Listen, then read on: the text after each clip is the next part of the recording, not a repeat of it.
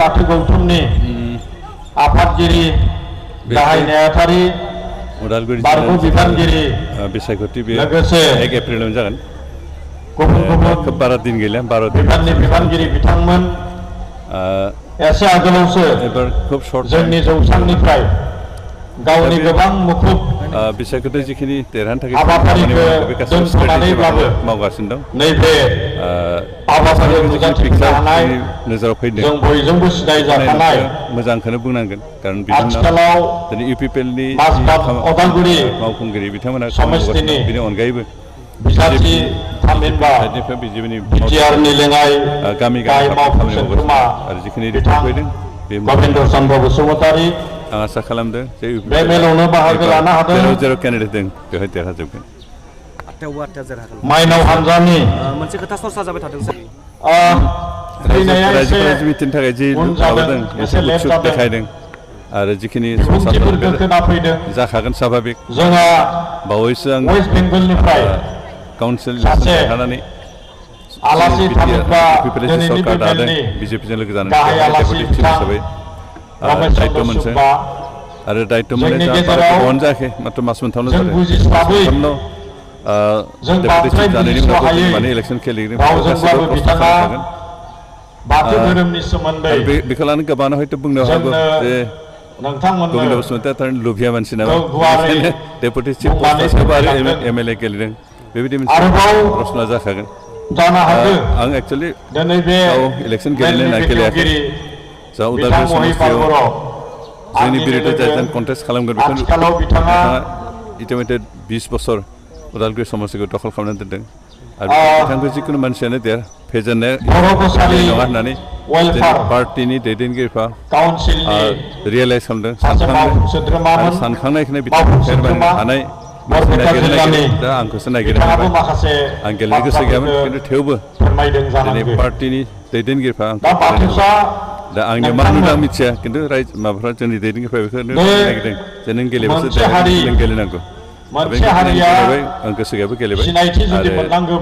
पार्टिनिफ्राय जिखिनि हेफाजाब मदद मोननांगौ जोंनि पार्टि वार्कारफोरनि जिखिनि मदद मोननांगौ बे गासैखौबो मोनदों आरो बेखौ आसा खालामदों जे बेफोर गासैबो पार्टि इउपिपिएलनि सापर्ट रायजो राजानि सापर्ट आरो बिजेपि वार्कार भटार्सफोरनि जिखिनि सापर्ट बे गासैखौ मोननानै देरहागोन देरहागोन आरो जोंनि दैदेनगिरिफ्रा जिखिनि साननानै बिजाथि हिसाबै आंखौ जास्ट एमएलए जायोबाथ' डेपुटि चिफ एंगारनायनि बाथ्रा गैया खिन्थु जुदि बेनिखाय मोजां आसाम सरकार निस्सय डेपुटि चिफ हगारनो गोनां जागोन रिजाइन होनो गोनां गैथ'आ मोनखांनानै पजिसन मोनहैयो बेखौ रिजाइन होनो होयो आं रिजाइन होनो गोनां जायोब्ला उदालगुरि जिल्लानिफ्राय सोरबा सासेखौबो डेपुटि बेबस्थाखौ जों खालामगोन गुबुन गुबुन धोरोम आरो रावा सोलायो दानि जिथु थासारि गावनि थांनाय जि मोनसे सिनायथि जिखिनि मोनसे गावनि हारिनि जि मोनसे गुबै सिनायथि जे थासारिखौ बर' आरो अनाबर गासैबो ज' जानानै दा बेनिखायनो थांना थानायनि मोनसे परिबेख जानो हागौ बे समाव गोदान आफाद खुलिनानै मोनसे दावराव दावसि लाबोनो नागिरनाय गासैबो आरो बे दैदेनगिरिफोरनि मोनसे नैबे बिसायख'थि सोरखौ सिगे सगै देरहानो हागौ नामा बेबायदि सिन्ताधाराजों माखासे समाज बिरोधी पलिटिसियानफ्रासो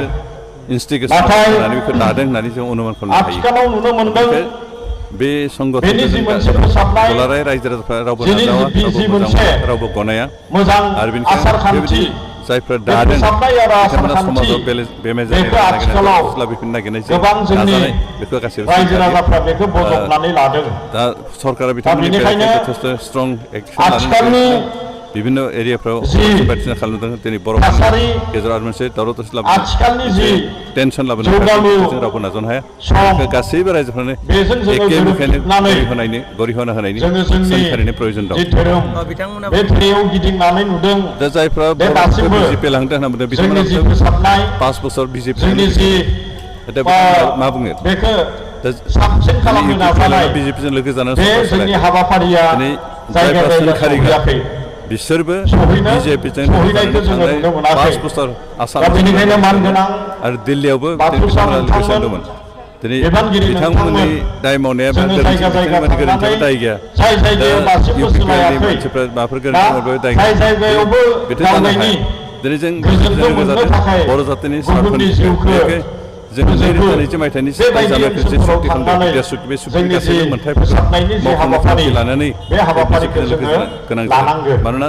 सेन्ट्रेल गभर्नमेन्ट आं गोलाव बुंनो नागिराखै आसाम गभर्नमेन्टआबो मानगोनां बाथौसा नोंथांमोन बेनिखायनो बे मोननै सरकारजों आथिखालाव गोरोबलायनाय खामानि मावाबा बिटिआर बिगियानखौ फोथायो खालामनो हानाय नङा इमप्लिमेन्ट खालामनो हानाय नङा आथिखालाव ओनसोलनि बेयो जौगानायनि थाखाय बिगियाननि मुगा बिटिआर सुक्तिखौ बिगियानखौ फोथायो आरो बिगियाननि मुगा हिसाबै जों इउपि जोंनि जि बाथौ धोरोम बिजों लोगो जानानै बे बाथौ इलेक्सन धोरोमखौनो गेलेनाय आरो सरकार सालायनाय गोनां बिगियानजों आरो बियो साब जाहोनानै जातिखौ फाननाय बा बिक्रि बिगियानजों जानाय गैया मात्र गोरोबहोनानै जोंनो जौगानाय नांगौ बेखौ आरो जोङो बिटिआर सुक्तिखौ जोंनि इमप्लिमेन्ट खालामनांगौ दैदेनगिरिफ्रा बेखौ लानांगौ